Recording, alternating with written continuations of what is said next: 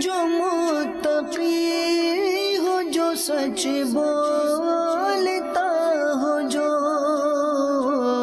احسان کرے لوگوں پہ، مجھے ایسا بنا دے، احسان کرے لوگوں پہ، مجھے ایسا بنا دے۔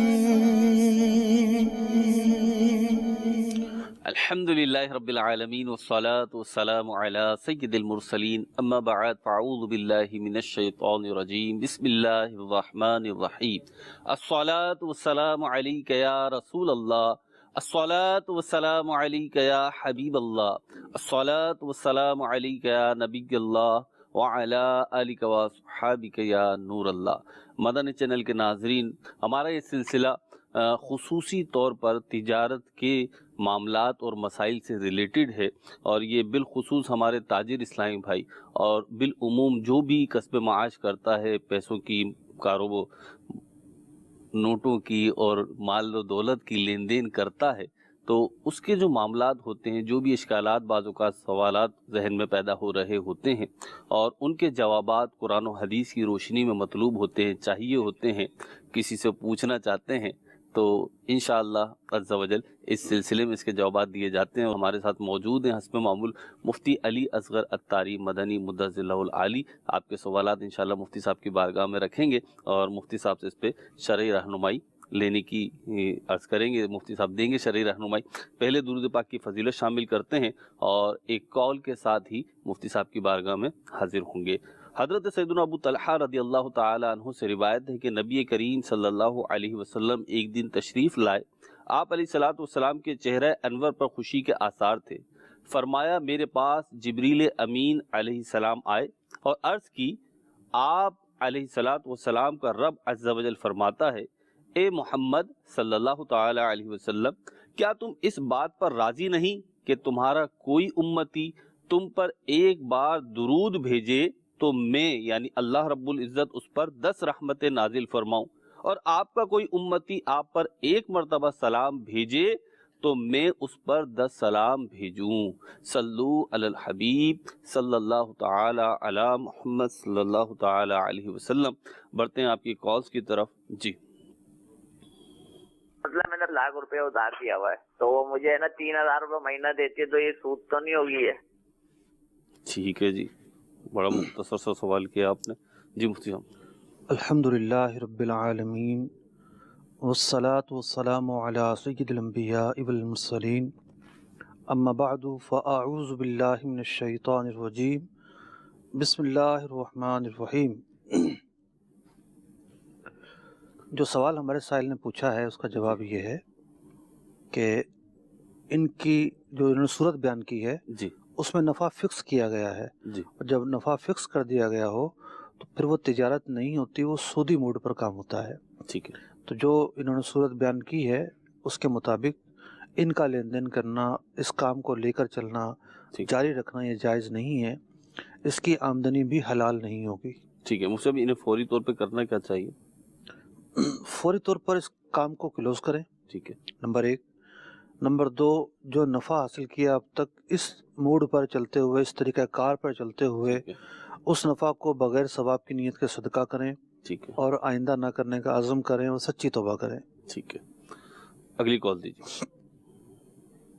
میرا مفتی صاحب کی بارگاہ میں سوال ہے کہ آج کل ایک کرنسی چل رہی ہے، اس کو ڈیجیٹل کرنسی بھی کہا جاتا ہے، کیا اس کرنسی سے لین دین کا معاملہ کرنا جائز ہے یا ناجائز ہے؟ برائے مہربانی یہ جواب ارشاد فرما دیجیے۔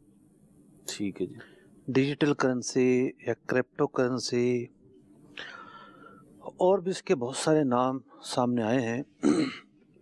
ایک کمپیوٹر ٹیکنالوجی اصل میں ایجاد ہوئی ہے جی اور اس کمپیوٹر ٹیکنالوجی کا نام ہے بلاک چین ٹیکنالوجی۔ ٹھیک ہے، بلاک چین ٹیکنالوجی جو ہے، جس طرح پہلے سافٹ ویئر جب بننا شروع ہوئے جی تو لینگویج مختلف آئیں، مختلف لینگویجوں پر سافٹ ویئر بنے، ٹھیک، تو اس طرح ایک سافٹ ویئر لینگویج نئی ایجاد ہوئی ہے، ٹھیک، اس کا نام ہے بلاک چین سسٹم۔ اور وہ جو بلاک چین سسٹم ہے وہ علم ریاضی کا جو لوگرتھم کا نظام ہے جی اس फार्मूले पर वो बनाई जाती है, ठीक और वो बनाने के बाद यूँ समझिए कि एक सॉफ्ट कॉपी बन जाती है। ठीक है और जो सबसे मशहूर इस वक्त एक क्रिप्टो करेंसी चल रही है, ठीक है। अब तक उसके कोई 15 मिलियन यूनिट्स हैं, 15 मिलियन। और एक ख़ास फार्मूले के तहत वो यूनिट्स जो है वो चलते रहेंगे, ठीक है और आखिरी जो हद है जी। वो 21 मिलियन यूनिट की है। ठीक है, यानी ये इंक्रीज होंगे।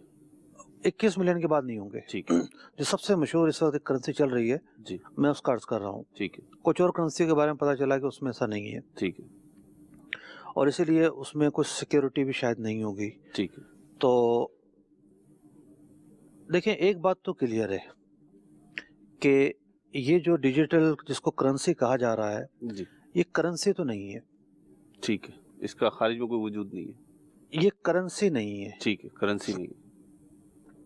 यानी जो समन होता है जी ये वो नहीं है, नकद नहीं है, सही है। एक सॉफ्ट कॉपी ज़रूर है। अब वो सॉफ्ट कॉपी कोई माली हैसियत रखती है या नहीं, जी ये 2017 का सबसे सुलगता हुआ मसला है, जी हॉट टॉपिक्स है, जी हॉट टॉपिक है। जी और इसके हॉट टॉपिक होने की वजह यह है कि कोई 2-4 माह पहले, बल्कि कोई 1.5 महीना पहले, जी सबसे मशहूर करेंसी की कीमत जो है कोई तकरीबन 7 लाख रुपए थी, और अब उससे कई गुना ज़्यादा हो चुकी है। ठीक तो अब मामला ये है कि लोगों का बहुत ज़्यादा जो है वो इस मसले पर पूछना है, राब्ता है, और अच्छा, राब्ते की कई वजूहत हैं। ठीक है यानी minus minus minus minus minus 1% लोग भी इसमें काम नहीं कर रहे होंगे, सही। लेकिन एक नई चीज़ है, एक अजूबा है, ठीक। खबरों में इसको जगह मिल रही है, ठीक। तो लोग पूछना चाहते हैं जायज़ है या नाजायज़ है। एक तो ये वजह है। ठीक है दूसरे वो लोग हैं कि जो कर ही रहे होंगे ये काम, ठीक है कारपोरेट तबके के लोग, बहुत मालदार तबका जो है जी। वो इस काम में बहुत इंटरेस्टेड है, उसको नज़र आ रहा है में बहुत नफ़ा है, ठीक है वो पैसा भी इतना है। ठीक है तीसरी किस्म के वो लोग हैं कि जो होता है ना, एक बड़ी कॉलोनी बनती है जी। और उसके साथ जो कच्ची आबादी है उसकी भी वैल्यू बढ़ जाती है। ठीक है तो अब ऐसी खबरें आ रही हैं कि हर आदमी सोच रहा है कि इस करेंसी के नाम पे पैसे बटोर लूँ मैं, और इस तरह की कई कंपनियों के नाम सामने आ रहे हैं कि जिनका नतीजा फ्रॉड पर जाकर निकलेगा। ठीक यानी कई ऐसे केस सामने आ रहे हैं। ठीक लेकिन हम अगर उन करेंसियों की बात करें कि जिनकी एक वैल्यू है, और जिन यानी नाम उसका करेंसी है, ठीक है क्रिप्टो डिजिटल जो ये मेथड्स हैं, इन पर अगर हम बात करें तो ये माल है या नहीं, इनकी कोई हैसियत है या नहीं, इनकी कोई कीमत है या नहीं, ये मसला देखिए अभी दरपेश हुआ है। यानी उस वक्त इसको अहमियत नहीं मिली जब 2-4 साल पहले लॉन्च हुई थी करेंसी, और कोई मालूमात देने वाला भी नहीं था। खुद मैंने अपने पेज पर कोई साल पहले कुछ सवालात कायम किए थे कि भाई मैं चाहता हूँ कि मुझे कोई ब्रीफ करे, ये है क्या। ठीक है तो हर एक ने अपने अपने अंदाज में जवाब दिए, और वो तमाम ही जवाब देने वाले जो थे वो विकीपीडिया से ज़्यादा किसी चीज़ पर इन्हिसार नहीं कर रहे थे। ठीक ले दे के वो उनका एक इन्हिसार था। अब ये कि मुझे कुछ ज़राए से मिले हैं ठीक है कि जिन्होंने बहुत आला तरीके की ब्रीफिंग दी है ठीक है कि क्या होती है, कैसे होती है, क्यों चलती है, निज़ाम है क्या। इस पर फिल वक्त हमारी रिसर्च जारी है ठीक कि ये माल इसको माना जाए या नहीं, ठीक काबिल फ़रोख्त है या नहीं। ठीक है तो उसको हम मुख्तलिफ ज़ावियों से फ़िक़ही कवायद व ज़वाबित की रोशनी में देख रहे हैं। ठीक है फ़िलहाल तो इसको हम जायज़ या नाजायज़ नहीं कह रहे। ठीक है। मुफ्ती साहब, आपकी इस वक्त की जो गुफ्तगू है इसमें से एक सवाल करने जी की है। इरशाद। वो ये कि आपने फरमाया कि 1 साल पहले आपने इस पे जानने की कोशिश करी थी कि क्या है, कोई ब्रीफ कर दे, और अब हाल में आपको जो है इसकी अच्छी ब्रीफिंग मिली है, तो आपको क्या हाजत पेश आई कि आप इसको जानें, समझें? आपका क्या काम है? असल में हवा में तीर तो मारा नहीं जाता, ठीक है या अंधेरे में तीर तो चलाया नहीं जाता। ठीक है जब किसी चीज़ को हलाल या हराम कहना है तो उसकी हकीकत जानना ज़रूरी है ठीक कि है ये निज़ाम है क्या, कैसे चलता है, सही किस चीज़ पर डिपेंड करता है, ये कोई हवाई निज़ाम है या इसका कोई वजूद है या कोई डिजिटल वजूद है, ठीक है क्या है, क्यों है, क्या मकासद है। तो ये सब चीज़ें जानना ज़रूरी था। ठीक है एक तो होता है अफवाह रिजाल के, लोगों ने जो सुना होता है वो आगे बयान कर रहे होते हैं, اب ان کے اندر جو ہے وہ ایک ہی جیسی ملی جلی باتیں ہو رہی ہوتی ہیں, وہ عوامی پرسپیکٹو ہوتا ہے. وہ عوامی ایک وہ ہوتا ہے. اب دوسری بات یہ ہوتی ہے کہ اس طرح کے مسائل میں جی کچھ لوگ ایسے بھی ہوتے ہیں جو 30 مار خاں بن رہے ہوتے ہیں ٹھیک کہ دیکھو ہم نے تو بڑی ترغیبیں دلائیں, ہم نے تو بڑا کہا لے لو لے لو, کوئی نہیں لے رہا تھا, آج مہنگی ہو گئی, سستی ہو گئی ہے. تو کسی چیز کے حلال اور حرام ہونے کا معیار سستی یا مہنگی ہونے پہ تھوڑی ہے. ٹھیک ہے. کیا فقہائے اثر جو ہیں وہ معاملے کی حقیقت کو چھانتے ہیں, ٹھیک ہے. اس کا جائزہ لیتے ہیں, ٹھیک اس کی حقیقت متعین کرنے کے بعد اس مسئلے پر حلال یا حرام کا فتویٰ دیا جاتا ہے. ٹھیک حلال یا حرام کا فتویٰ جو ہے وہ کوئی کھیل تو نہیں ہے. بالکل. یعنی ایک عالم دین جو ہے وہ نائب رسول ہوتا ہے. ٹھیک. حلال کہنے کا مقصد یہ ہے کہ اللہ اور اس کے رسول کے نزدیک یہ کام حلال ہے, ٹھیک. اور حرام کہنے کا مطلب یہ ہوتا ہے کہ اللہ اور اس کے رسول کے نزدیک یہ کام حرام ہے. جی تو جائزہ لیے بغیر, حقائق جانے بغیر حلال یا حرام کہنا ممکن نہیں ہوتا. ٹھیک. پھر یہ بھی ہوتا ہے کہ بعض لوگ سطحی معلومات پر انحصار کرتے ہیں. ٹھیک. کوئی تقریباً 2010 میں ایک سلگتا ہوا مسئلہ تھا, ایک کمپنی بڑی مشہور تھی اور بہت سارے علماء نے اس کے تعلق سے جو ہے وہ جواز بھی بیان کیا, عدم جواز بھی بیان کیا, اور شہرت ہمیشہ اس کو ملتی ہے جو جواز بیان کرتا ہے. ٹھیک ہے. ایک ہوتا نا کہ ہوا کے رخ پہ چل رہے ہوں. ایک ایسا مسئلہ کہ جس کی جو ہے نا وہ جس کی پذیرائی ہو. ٹھیک ہے. تو لیکن انہوں نے حقائق کے برعکس اس کا جواب دیا تھا. ٹھیک ہے. میں نے اس مسئلے پر بھی تقریباً 1 سے 1.5 سال صرف کیا ہوگا. ٹھیک. پھر اس کمپنی کے خاص میٹرز کا جائزہ لینے کے 2-2.5 مہینے مستقل صرف کیے. پھر ایک رسالہ پورا تصنیف کیا اور اس کے اندر حقائق سامنے آئے. حقائق سامنے آئے تو معلومات یہ ہوئی کہ جو جائز کہتے تھے انہوں نے بھی رجوع کیا کہ جو ہماری معلومات تھیں وہ لوگوں کی بتائی ہوئی تھیں. ٹھیک. بعض اوقات ایک مفتی جو ہے وہ سوال پر انحصار کرتا ہے, ٹھیک ہے. لیکن جو نئے مسائل ہوتے ہیں, جو جدید معاملات ہوتے ہیں, جی اس میں سوال سے بڑھ کر جو حقیقی معنی میں تفتیش ہوتی ہے جی جی وہ کرنا ضروری ہوتی ہے. ٹھیک ہے.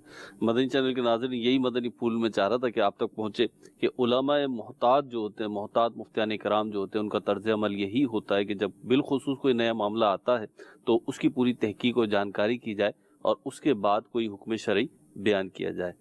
اللہ رب العزت علماء اہل سنت کا سایہ دراز فرمائے. اگلی کال شامل کرتے ہیں سلسلے میں. جی مجھے پوچھنا یہ تھا کہ آج کل لوگ یوٹیوب کے ذریعے, لوگوں کے ذریعے اور ویب سائٹ جو ہے ڈیولپمنٹ کر کے بزنس کرتے ہیں, کماتے ہیں, وہ کیا یہ کاروبار کرنا جائز ہے یا نہیں؟ ٹھیک ہے. جی میں نے ایک بچے کی خبر پڑھی 2-4 دن پہلے, اس نے 1 ارب روپیہ کمایا ہے. جی ٹھیک ہے, یعنی وہ 5-6 سال کا بچہ ہے اور وہ اپنی ویڈیو بنواتا ہے کھلونوں کو لے کے ٹھیک کہ اس کھلونے سے کیسے کھیلا جاتا ہے اور کیسے نہیں. تو اس نے 1 ارب تقریباً کما لیا ہے. ٹھیک ہے. نام سے تو نہیں لگ رہا تھا کہ وہ کوئی مسلمان ہے, لیکن جو مسلمان ہے جی وہ یہ دیکھتا ہے کہ اس کا جو ذریعہ آمدنی ہے جی وہ حلال پر مشتمل ہے یا حرام پر مشتمل ہے, ٹھیک وہ یہ دیکھتا ہے. صحیح. اب ہوتا یہ ہے کہ جو ویڈیو زیادہ مشہور ہوتی ہے, جی جس کو زیادہ دیکھا جاتا ہے, ٹھیک ہے. ممکن ہے کہ ان کا کوئی وہ ہو فارمولا ہو, اس پر وہ اشتہار لگا دیتے ہیں. ٹھیک ہے. یہی معاملہ ویب سائٹ کا ہوتا ہے. ٹھیک. جو ویب سائٹ کی جس کی رینکنگ تھوڑی زیادہ ہوتی ہے, کوئی اس کا کوئی حد ہوتی ہوگی ایک, اس پر پھر اشتہار وہ لے سکتا ہے. لیکن معاملہ یہ ہوتا ہے کہ ایک شخص نے کوئی ویب سائٹ بنائی اور اس کو اشتہارات کے لیے پیش کر دیا, ٹھیک یا اس کی ویڈیو جو ہے وہ اس سطح پر پہنچ گئی کہ جس سے اشتہار ملنا شروع ہو سکتے ہیں, اور اس نے اس بات کی پیشکش کر دی کہ میری ویڈیو کو لوگ دیکھتے ہیں لہذا آپ اشتہار لگائیں. اب اگر اشتہار لگے ایسی کمپنی کا کہ جس کی مصنوعات جائز ہوں, مصنوعات حلال ہوں, اور اس کی ایڈورٹائزنگ کے اندر نہ میوزک ہو, نہ عورت ہو, نہ بے پردگی ہو, نہ بے حیائی ہو, نہ مقاصد شرع کے خلاف کوئی بات ہو, تو ہم بھی ناجائز نہیں کہیں گے. ٹھیک ہے نا. لیکن فی الحال جو حقیقت واقعہ ہے, جو درپیش صورتحال ہے, وہ یہ ہے کہ سامنے والا جو ہے وہ صرف اسپیس دیتا ہے کہ ٹھیک ہے میری ویب سائٹ کو یوز کرو, میری ویڈیو کو یوز کرو, उसको इस बात से कोई गर्ज नहीं होती और ना ही उसके पास चॉइस होती है ठीक कि किस तरह का इश्तिहार लग सकता है और किस तरह का नहीं। मुमकिन है ज़्यादा से ज़्यादा ये हो कि जी आप कपड़ों का इश्तिहार लगवाना चाहते हैं या सोने का लगवाना चाहते हैं, ठीक है मुमकिन है ऐसा हो, लेकिन जो इश्तिहार जिस नोयत पर आएगा जी, वो नोयत क्या होगी ये तो वाज़ेह नहीं है ना। सही और ये वाज़ेह है कि वो कुछ भी हो सकता है, किसी तरह की बेहयाई पर मुश्तमिल तस्वीर हो सकती है। और ये जो फोरम है ये हर किस्म के सेंसर से आज़ाद हैं। ठीक है यानी हमारा अगर मुल्की मीडिया भी है जो टीवी ड्रामे दिखाता है, मतलब कि ठीक है उसके अंदर बहुत कुछ आता है, ठीक है बहुत कुछ गलत चीज़ें आती हैं, ठीक है लेकिन कहीं ना कहीं जाके उसकी भी एक हद तो है ठीक है, कोई ना कोई हद पे जाके कि सेंसर हो रहा है। इतना हो कम से कम। लेकिन ठीक। ये जो फोरम है इनका तो कोई सेंसर नहीं है, ठीक है कोई बाज पूछ करने वाला नहीं है, कोई हुदूद नहीं है, सही। कोई क़यूदात नहीं है। तो ऐसा तरीका कार इख्तियार करना, ऐसा जो है वो आमदनी का जरिया इख्तियार करना जिसमें हराम का गलबा हो और हराम होना मुतय्यन हो, यानी हराम काम की इयानत मदद ये मुतय्यन हो, ठीक है तो फिर जो है ये कैसे हलाल हो सकता है। दूसरी बात ये है कि अब इस तरह के मामलात को लेके जो मैटर जो कंटेंट है वो मजाक बन जाता है, अंदर कुछ भी नहीं होता और हेडिंग लगाते हैं ऐसी कि जनाब जैसे कि तूफान खड़ा हो गया है, सही। और वहां जाए कंटेंट पर पता चलता है इसमें कुछ भी नहीं है, ठीक यानी फ्रॉड हो रहा होता है सीधा। सही तो ये एक खारजी बहस है, लेकिन असल चीज़ ये है कि जिस फोरम को आपने इस्तेमाल किया है उस फोरम को आपने हराम काम के लिए पेश किया है। ठीक है आपने उसको हराम काम के लिए पेश किया है तो उसकी आमदनी कैसे हलाल हो सकती है। सही तो जवाब यही हुआ कि नाजायज है। बिलाशुबा नाजायज है। ठीक है, अगली कॉल दीजिए।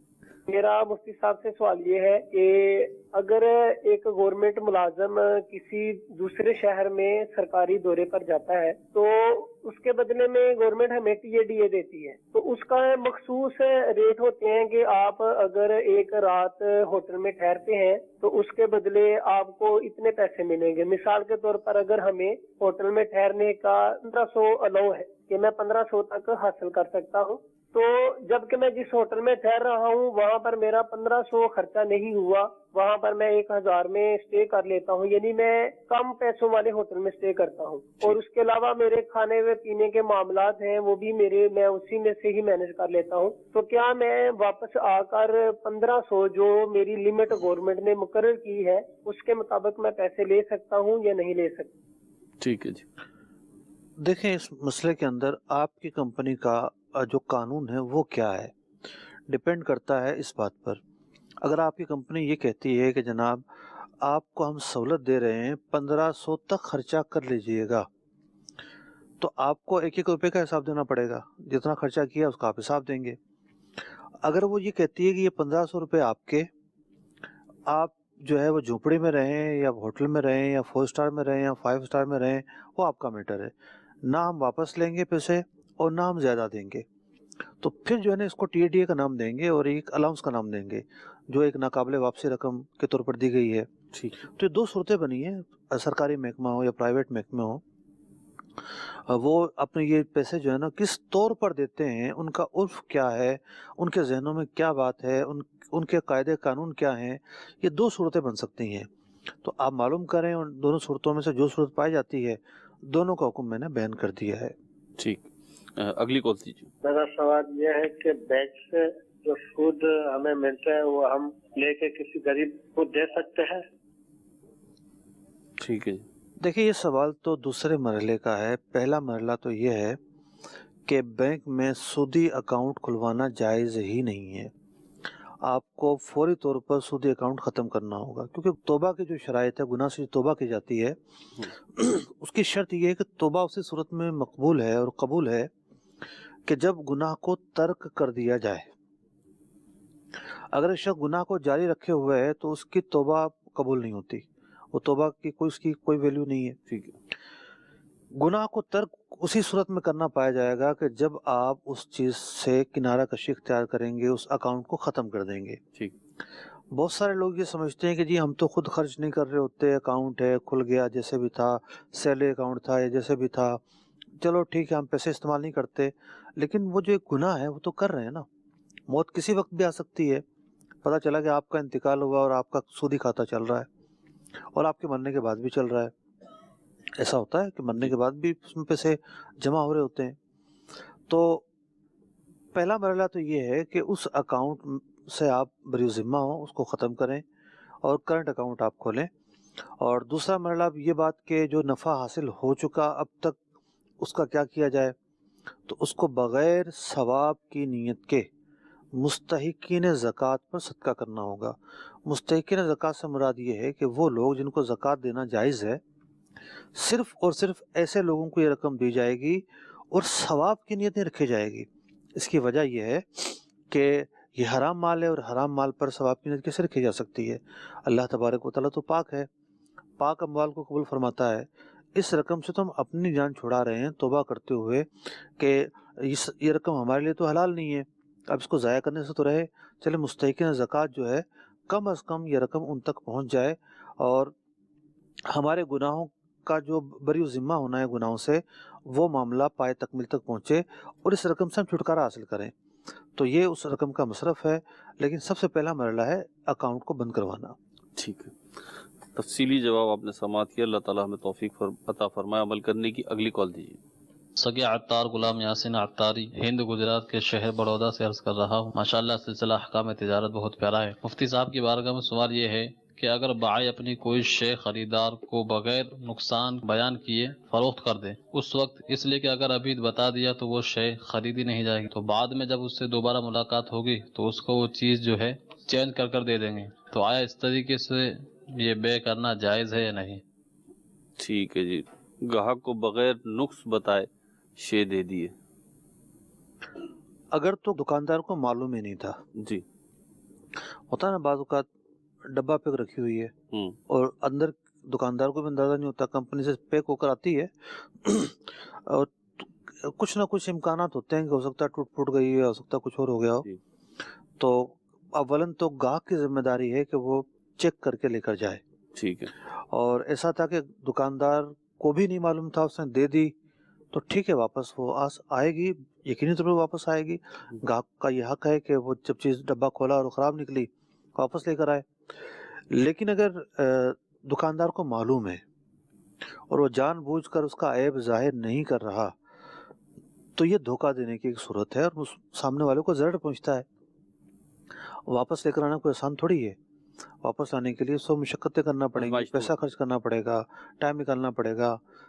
تو اگر دکاندار کو معلوم ہے اور پھر بھی اسے نہیں بتایا تو یہ دھوکہ دہی کی صورت پائی گئی ہے اور دکاندار گناہ گار ہوگا، اسے توبہ کرنی ہوگی. ٹھیک ہے، اگلی کال دیجیے. مفتی صاحب سے میرا سوال یہ ہے کہ جس کمپنی میں ڈیوٹی کرتا ہوں وہاں پر مقررہ مقدار میں تنخواہ سے کٹوتی ہوتی ہے. مثلاً 500 روپے تنخواہ سے اگر کٹوتی ہو رہی ہے تو 500 اس طرح سے کمپنی دے رہی ہے، تو یہ ہمیں سال کے بعد یا 2 سال کے بعد نکلوانے پڑتے ہیں. ابھی پوچھنا یہ تھا کہ جو کمپنی ہمیں اوپر سے دے رہی ہے پیسے، کیا وہ سود کے زمرے میں آتا ہے؟ ٹھیک ہے جی. نہیں، سود کے زمرے میں نہیں آتا اور سال 2 سال بعد نہیں نکلوانے ہوتے. یہ ایک پروویڈنٹ فنڈ کے طور پر جمع ہو رہی ہوتی ہے رقم، اور کچھ رقم جو ہے وہ آپ کی کٹتی ہے، اتنی ہی جو ہے وہ کمپنی ڈالتی ہے، اور جب آپ نوکری چھوڑ کر جانے لگتے ہیں تب یہ رقم آپ کے حوالے کی جاتی ہے. یہ فی الوقت رائج قانون ہے. تو کمپنی اصل میں باؤنڈ ہے. قوانین ایسے ہیں حکومت کے کہ ملازمین کا جو جی پی فنڈ ہوگا، جتنا ملازم کی تنخواہ سے کٹے گا اتنا ہی کمپنی بھی ملائے گی. تو گویا کہ یہ سیلری ہی کا ایک حصہ ہوتا ہے. یہ تو ہو گئی 2 قسم کی رقوم، ایک آپ کی تنخواہ سے کٹی، ایک کمپنی نے ملائی. اب یہ رقم جب بینک میں جاتی ہے تو اب تیسری قسم کی رقم بھی ایڈ ہو جاتی ہے، وہ ہوتی ہے سود کی رقم. وہ حلال نہیں ہے. باقی جو 2 قسم کی رقمیں ہیں یہ آپ کے لیے حلال ہیں. ٹھیک، اگلی کال دیجیے. بھائی نے پیسے لیے ہم سے تقریباً 54,000 روپیہ، اس نے تیسرا حصہ مقرر کر لیا، اس نے وہ حصہ نہیں دیا ہمیں. پہلے دیتا رہا، سال کے بعد میں نہیں دیا، 3 سال بعد ویسے ہی اصل پیسے واپس دے دیے. کیا ہمارا حساب اللہ کی عدالت میں چلتا رہے گا؟ اس نے حساب نہیں کیا. ٹھیک ہے جی. 54,000 روپے دیے، تیسرا حصہ انکم کا طے ہوا. تیسرا حصہ طے ہوا. دیکھیں، اس بات میں کوئی شک نہیں ہے کہ फीसद तय किया था इन्होंने, रकम तो तय नहीं की थी। नहीं। तो कारोबारी मूड हुआ। अब अगर नफा हुआ ही नहीं तो वो रकम नफा कैसे देगा? ठीक है। तो वो हिसाब किताब दे, इस बात का पाबंद है, आपके साथ बैठे और अपना पूरा रजिस्टर खाता खोल के रखे कि कारोबार के अंदर ये ऊंच नीच हुई है और ये उतार चढ़ाव हुआ है, और अगर नफा हुआ है तो जितना भी नफा हुआ है उसमें आपका हिस्सा बनता है। ठीक। वो हिसाब का बनेगा बिल्कुल, और बरोज़ क़यामत जो है वो देना होगा। यानी अगर दुनिया में आपसे माफ़ नहीं करवाया और हक बन रहा था तो उसको देना होगा क़यामत के दिन। लेकिन अगर ऐसी सूरत हाल थी कि नफ़ा हुआ ही नहीं, कारोबार लॉस में चला गया, तो जो भी नफ़ा मुकर्रर किया जाता है तनासुब और फ़ीसद के एतबार से भी, वो उसी सूरत में मिलता है जब कारोबार में नफ़ा हो। इसलिए तो कहते हैं जो हलाल तिजारत होती है, जो मुश्तरका काम हलाल तरीके से होता है, वो नफ़ा नुकसान की बुनियाद पर होता है। जो सूदी मामला होता है उसमें नुकसान का सामने वाला ज़िम्मेदार नहीं होता, उसको वो सूद ही दे रहा होता है जिसने रकम ली होती है, और सूद हराम है, कारोबार हलाल है। तो पहले तो आप इस बात को यकीनी बनाएं कि आपका हक निकलता है या नहीं, उसके साथ बैठकर गुफ्तगू करें। और अल्लाह ताला की अदालतें नहीं होती, अदालत होती है। तो एक ही अदालत होगी, बरोज़ क़यामत वो कायम होगी, बज़्म महशर होगा, जहाँ पर अदल होगा, जहाँ पर फ़ज़ल भी होगा, जहाँ पर जो है वो हुकूकुल इबाद जो है बहरहाल उसका जवाब देना पड़ेगा बंदों को देना पड़ेगा, और साहिब हक जो है वो अपना हक वसूल करेगा। और अगर किसी मौके पर आपके दिल में नरमी पैदा होती है और आप समझते हैं कि जो कुछ भी है इसके पास नहीं है या नफ़ा हुआ भी था तो माफ़ कर देंगे, तो उसकी भी फजीलत है। लेकिन ये आप किस सवाबदीद पर मुनसिर है, आपका हक है, आप उसको जिस तरह चाहें जायज़ तरीके से वसूल करें। ठीक, अगली कॉल दीजिए। मुफ्ती साहब की बारगाह में से मेरा सवाल है कि कोई जानवर एक किसी को देते हैं, हम उसकी परवरिश करता है और परवरिश करने के बाद फिर जब वो बड़ा होता है तो वो उसे सेल। ये तरीका है कि जानवर को जो है ना किसी को देना, जानवर बटाई पर देना भी कहलाता है। जी। तो इसका आसान तरीका ये है कि आप जितने का जानवर ख़रीद रहे हैं, ख़रीदने से पहले उसकी आधी रकम उस शख्स को दे दें कर्ज़े के तौर पर जिसको जानवर देने हैं। कर्ज़े के तौर पर आपने रकम दे दी, 2 मिनट बाद उससे वापस ले ली कि अच्छा तुम ये रकम अगर देना चाहो तो दे दो, इसलिए कि ये रकम और मेरी रकम मिलकर एक जानवर ख़रीद लिया जाए। अब इस दोनों रकमों से मिलकर जानवर ख़रीद लिया जाए और इस शख्स को दे दिया जाए। अब इससे जो भी बच्चे वगैरह पैदा होंगे उस पर दोनों का हक होगा, और इस जानवर पर जो भी मसारिफ आएंगे, घास वगैरह जो भी वो खाएगा, तो उसके जो मसारिफ हैं वो दोनों पर तकसीम हों। ये ना हो कि सिर्फ एक शख्स पर आए, दोनों पर ना आए, ये ना हो। मसारिफ दोनों पर तकसीम हो, और उस जानवर के जो भी मुनाफे हैं, अगर वो दूध देता है या उसके बच्चे होते हैं, उस पर दोनों का हक होगा। ठीक है, अगली कॉल दीजिए। के हिसाब से करना है कि मैंने एक मकान किराए पे लिया था एडवांस ज्यादा देके, तो उसका किराया कम था। वैसे तो वो मकान है तकरीबन 6,000 रुपए किराए पे, और मैंने एडवांस ज्यादा देकर वो मैंने लिया था 1,000 में। तो ये इस तरह सही है या गलत है? देखें, ये आप जो खुद बता रहे हैं कि किराया कम इसलिए हुआ कि आपने एडवांस ज़्यादा दिया था। जो एडवांस की रकम होती है वो कर्जा होती है। कर्जे पर उसने आपको एक नफ़ा दिया, मार्केट रेट से बहुत कम किराया लिया। 1,000 रुपये में कोई मकान थोड़ी किराए पे मिलता है। जो ठैया होता है, ठेला होता है, वो 1,000 रुपये में नहीं मिलता। ठेला जो 4 पहियों वाला होता है वो 1,000 रुपये में नहीं मिलेगा। तो ये कैसे मिल सकता है? तो जो कर्जा उसने आपसे लिया है एडवांस की सूरत में, उसकी वजह से उसने आपको नफ़ा दिया है। तो और ये मामला सूदी मामला है। जो आपने नफ़ा उठाया ये नाजायज़ तौर पर उठाया, और जो उसने रकम हासिल की वो भी नाजायज़ तौर पर हासिल की। इस मायदे को ख़त्म किया जाए। आप अपना जो इजाफी एडवांस है जो मार्केट से हटकर है वो वापस लें, और वो आपसे जो है वो मार्केट रेट के मुताबिक किराया ले। ठीक, अगली कॉल दीजिए। यानी नया मायदा होगा, इनका नया माहिदा होगा। ठीक। बाज़ लोग बाहर मुल्कों से इलेक्ट्रॉनिक सामान लाते हैं और उसका ड्यूटी नहीं भरते, सेटिंग करके बाहर निकाल लेते हैं। बराए करम रहनुमाई फरमाएं ऐसा करना चाहिए। ठीक है जी। पहले तो ये देखा जाएगा कि कानून क्या कहता है। اب میں نے یہ سنا ہے کہ جی ایک شخص جو باہر سے آ رہا ہے وہ 2 موبائل ساتھ لے کر آ سکتا ہے. اگر وہ 2 موبائل لے کر آ رہا ہے تو اس کی ڈیوٹی نہیں بنتی، قانون یہ کہتا ہے. اسی طریقے سے کوئی اور آئٹم ایسے ہیں جس کے قانون اجازت دیتا ہے، اگر اس مقدار میں کوئی لے کر آیا ہے تو بہرحال اس نے کسی ناجائز کام کا ارتکاب نہیں کیا ہے. لیکن جب کوئی شخص قانون کی خلاف ورزی کرتا ہے تو اپنے آپ کو ذلت پر پیش کرتا ہے، اور یعنی کسی بھی لمحے وہ کسٹم آفیسر کہہ سکتا ہے کہ جناب تلاشی دیں آپ بیگ کی. اب تلاشی دیں اور چیز ایسے نکلی ہے جس کی قانون اجازت نہیں دیتا، ٹھیک ہے، تو یا تو وہ رشوت دے گا یا پھر وہ ڈیوٹی دے گا. صحیح. تو بہرحال خلاف قانون کام جب کرنا پڑے گا تو سخت مراحل ہوں گے. بعض صورتیں ایسی ہوں گی کہ جس میں اپنے آپ کو ذلت پر پیش کرنا پایا جائے گا. ٹھیک ہے. تو قانون کے اندر رہ کر کام کرنا اور قانون کے خلاف رہ کر کام کرنے میں فرق ہے، اور خلاف قانون کام نہ کیا جائے. ٹھیک ہے، اگلی کال دیجیے. پرائز بانڈ کے حوالے سے بدلے جو شرعی احکامات ہیں وہ بتا دیں، آیا یہ حلال ہے یا حرام ہے؟ پرائز بانڈ ایک مال ہے، جس طریقے سے اسٹامپ پیپر آپ خریدتے ہیں، کوئی 50 روپے کا ہوتا ہے، کوئی 200 کا، کوئی 500 کا ہوتا ہے. پرائز بانڈ بھی اسی طرح ایک مال ہے، گورنمنٹ نے جاری کیا ہوا ہے. اس کی مالی حیثیت ہے اور اس کی مالی حیثیت مقبول ہے، لوگ اس کا لین دین کرتے ہیں. تو پرائز بانڈ خود حلال ہوا، اس کا بیچنا، اس کا خریدنا حلال ہوا.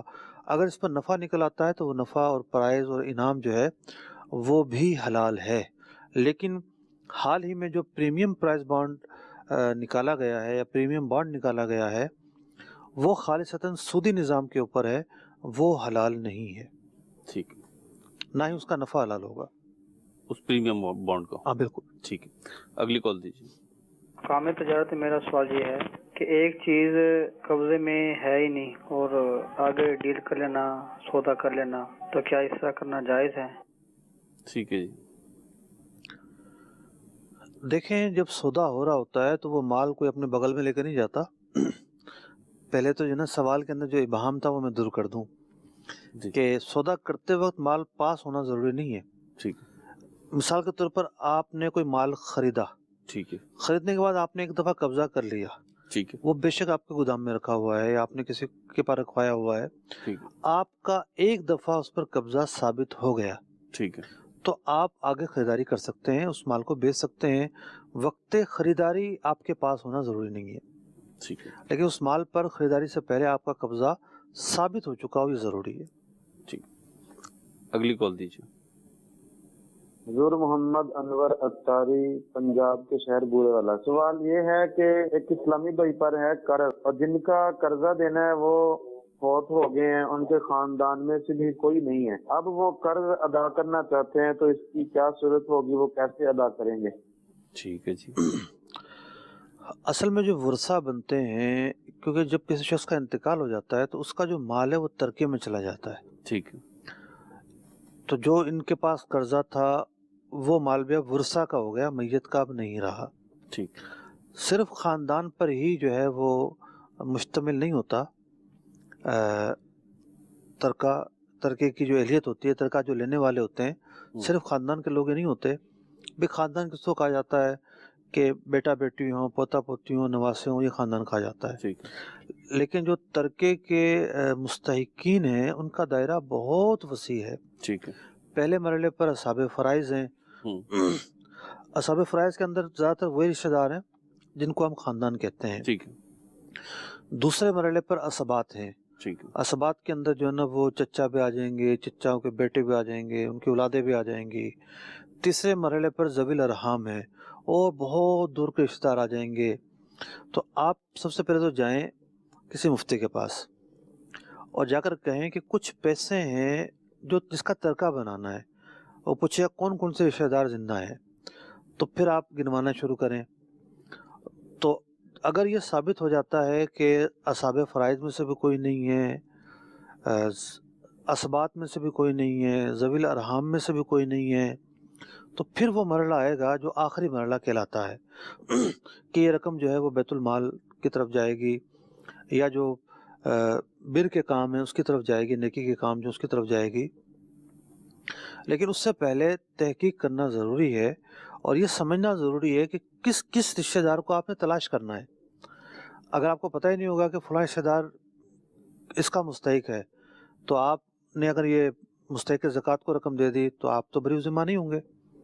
वरसा में से जो भी ज़िंदा होगा उस तक ये रकम पहुंचाना ज़रूरी है, और उसके लिए ये ज़रूरी है कि आपको पता हो कि इस रकम का कौन कौन अहल बन सकता है। ठीक है, तो यूं एक तरह से तरके का भी मसला बन रहा है। सही, तो ये मुफ्ती साहब के पास जाएंगे तो वहीं पे इसका मसले का हल होगा। ठीक है, अगली कॉल दीजिए। मेरा नाम शहजाद है और मैं गोल्ड का काम करता हूँ। मेरा ये सवाल है कि इस्लाम और शरीयत के मुताबिक कितने % प्रॉफिट लेना चाहिए, और आजकल महंगाई के मुताबिक कितने % प्रॉफिट लेना चाहिए। ठीक है जी। देखिए, इस्लाम ने प्रॉफिट की कोई हद मुकर्रर ही नहीं की है, इसलिए कि इस्लाम दीन फितरत है। दीन फितरत है, वो ऐसे कवानीन बनाता है कि जो कवानीन इंसान की ज़रूरत से ताल्लुक़ रखते हैं। बिल फर्ज मेरोज भाई, अगर ये कानून बन जाता कि 2% प्रॉफिट लिया जाएगा, ठीक है, जैसे ज़कात का है, एक मिसाल है, ज़कात तो क्या अलग चीज़ है। जी जी। तो जिसने दुकान ली हुई है, ठेला लगाया हुआ, उसका तो कोई खर्चा ही नहीं है, और जिसने दुकान ली हुई है लाखों लाख की, वो तो फिर ज़्यादा में माल बेचेगा ना जी। तो कैसे फॉलो करता वो? नहीं हो पाता उसको। तो जो प्रॉफिट है उसकी कोई हद शरीयत ने मुकर्रर नहीं की, फरीकैन के ऊपर है कि वो जिस रेट पर जो है वो राज़ी हो जाएं। और बाज़ चीज़ें ऐसी होती हैं कि गवर्नमेंट के कवानीन होते हैं कि जनाब ये चीज़ आपने इतने की बेचनी, इससे ज़्यादा नहीं बेचनी, यहाँ उसी को फॉलो करना ज़रूरी है कवानीन को। लेकिन बकिया मामलात में जहाँ कोई कानून खामोश हो, कुछ ना कहता हो, कुछ ना कहने से बात ये कि खामोश हो, तो वहाँ जो है फरीकैन की रजामंदी पर होता है कि फरीकैन जो है वो किस रेट पर बेचते हैं। अब बनियान बेचने के बारे में तो कोई कानून नहीं है कि जनाब इतने की बेचनी, इतने की नहीं बेचनी। ठीक है, फरीकैन की रजामंदी पर है। ठीक है। तो इस तरह हज़ारों चीज़ें ऐसी हैं, ठीक है, लेकिन सैकड़ों चीज़ें ऐसी भी हैं जिसके गवर्नमेंट ने रेट मुकर्रर किए हुए हैं। ठीक। तो लेकिन अखलाकी तकाज़े ये हैं कि नफ़ा कम रखा जाए। ठीक, यानी जो मार्केट में चल रहा है वो नफ़ा रखा जाए कम से कम, और अगर मार्केट से कम भी आप लेंगे तब भी एक बहरहाल इस नीयत से कि चलो किसी गरीब का भला हो या खैर ख्वाही हो मुसलमान के साथ, तो उसमें सवाब भी मिलेगा अगर ये नीयत रखेंगे तो। लेकिन अगर आप ये समझते हैं कि जी ग्राहक नया आया है तो चलो जी इसको तो पता ही नहीं है, जो मर्जी कर लो, रेट मुकर्रर कर लो, तो ये एक गैर अखलाकी बात कहलाएगी। वो नफ़ा तो हलाल होगा, उस नफ़े को हराम नहीं कह सकते, लेकिन ये ज़रूर है कि वो एक गैर अखलाकी बात होगी। ठीक है। तो नफ़े का उसूल भी यही है कि आप मुनासिब कीमत पर अगर बेचेंगे तो वो एक ग्राहक जो है वो 4 बंदों को जाकर बताएगा कि ये बंदा बहुत अच्छे तरीके से माल देता है, आपके ग्राहक ज़्यादा आएंगे, आपका नफ़ा होगा। अगर आप किसी एक को जो है वो जिसको उर्फ़ आम में कहते हैं चूना लगाना, महंगा माल बेचेंगे तो बहरहाल वो जाके बुराई करेगा, अंगुश नुमाई होगी। लेकिन बहरहाल जो बताकर नफ़ा ज़्यादा लेता है कि भाई मैं इतने की दूंगा, ठीक है, चूना लगाना तो नहीं कहेंगे उसको, ना ये कहेंगे कि ये आदमी लूटता है, लूट तो नहीं रहा वो, ठीक है, वो ओपन मार्केट में बार्गेनिंग कर रहा है, एक ओपन तरीके से कर रहा है। आपकी मर्जी, आप खरीद लें, नहीं मर्जी तो आप ना खरीदें, किसी और दुकान से ले लें। तो ये अल्फाज इस्तेमाल ना किए जाएं, लेकिन ये है कि अखलाकी तौर पर ये है कि बेहतर नहीं है ऐसा करना। ठीक है, हमारे सिलसिले का दौरानिया भी मुकम्मल हुआ। सल्लु अलल हबीब सल्लल्लाहु ताला अला मुहम्मद सल्लल्लाहु ताला अलैहि वसल्लम। ताजिर जो मुत्तकी हो, जो सच बोलता हो, जो एहसान करे लोगों पे, मुझे ऐसा बना दे, एहसान करे लोगों पे, मुझे